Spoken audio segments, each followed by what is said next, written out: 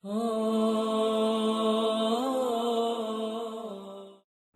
اللہ الرحمن الرحیم نحمده ونصلی علی رسوله الکریم اما بعد فاعوذ باللہ من الشیطان الرجیم بسم اللہ الرحمن الرحیم والذین یکنزون الذهب والفضة ولا ينفقونها في سبیل اللہ فبشرهم بعذاب علیم صدق اللہ العظیم۔ اللہ رب العزت نے مسلمانوں پر جو ہے زکوٰۃ کو فرض کر دیا ہے۔ جس طرح سے نماز فرض ہے، روزہ فرض ہے، حج فرض ہے، اسی طرح زکوٰۃ بھی فرض ہے۔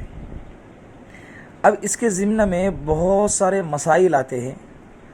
بہت ساری باتیں آتی ہیں، جیسے زکوٰۃ کی فرضیت ہے کہ زکوٰۃ فرض ہے، زکوٰۃ یہ ہم پر مسلمانوں پر یہ واجب، سنت اور مستحب نہیں بلکہ فرض ہے، اور زکوٰۃ کی فضیلت ہے، اور زکوٰۃ کے احکامات ہے، زکوٰۃ کے مسائل ہے، جیسے کن لوگوں پر زکوٰۃ واجب ہے، کن چیزوں پر زکوٰۃ واجب ہے، کن لوگوں کو زکوٰۃ دینا چاہیے، کن لوگوں کو زکوٰۃ نہیں دینا چاہیے، یہ ساری چیزیں ہیں۔ زکوٰۃ دینے پر اللہ کے وعدے، اور زکوٰۃ کے نہ دینے پر اللہ کی وعید، زکوٰۃ دینے پر اللہ کی طرف سے خوشخبری، اور زکوٰۃ کے نہ دینے پر اللہ کی طرف سے عذاب کی خوشخبری، یہ سارے باتیں انشاءاللہ آپ لوگوں کے سامنے بیان کر دی جائیں گی۔ اس لیے کہ اور یہ اس موقع پر کہنا اس لیے ضروری سمجھا گیا کہ جیسے ہی رمضان آتا ہے، رمضان المبارک کا مہینہ جیسے آتا ہے، تو اکثر لوگوں کو اپنی زکوٰۃ کی ادائیگی یاد آ جاتی ہے۔ حالانکہ اس میں ایک مسئلہ سمجھ لے کہ صرف رمضان میں ہی زکوٰۃ کا ادا کرنا ضروری ہے، ایسا نہیں ہے۔ زکوٰۃ تو اسلام میں اگر اللہ نے کسی کو مال دیا ہے تو اس مال پر اگر سال گزرتا ہے، اب وہ سال چاہے رمضان میں پورا ہو،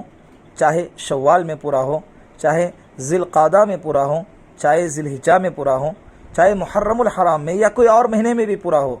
تو زکوٰۃ کی ادائیگی واجب ہو جاتی ہے۔ رمضان میں دینا یہ ضروری نہیں ہے، ہم رمضان سے پہلے بھی دے سکتے ہیں، رمضان کے بعد بھی دے سکتے ہیں۔ بعض لوگ یہ سمجھتے ہیں کہ رمضان میں ہی زکوٰۃ اگر نکالیں گے تو زکوٰۃ ادا ہوں گی، اگر رمضان میں نہیں نکالیں گے تو زکوٰۃ ادا نہیں ہوں گی۔ یہ لوگوں کے درمیان جو ہے بہت بڑی غلط فہمی ہے، اس کو درست کرنا ضروری ہے۔ تو انشاءاللہ ہم آپ کے سامنے زکوٰۃ کے تعلق سے تفصیلی اعتبار سے بہت سارے مسائل اور اس کے ضمن میں جتنے بھی باتیں آتی ہیں وہ آپ کے سامنے بیان کرتے جائیں گے۔ آپ دعا کریں کہ انشاءاللہ اللہ رب العزت ہم سب کو جو ہے ان باتوں پر عمل کرنے کی توفیق عطا فرمائے۔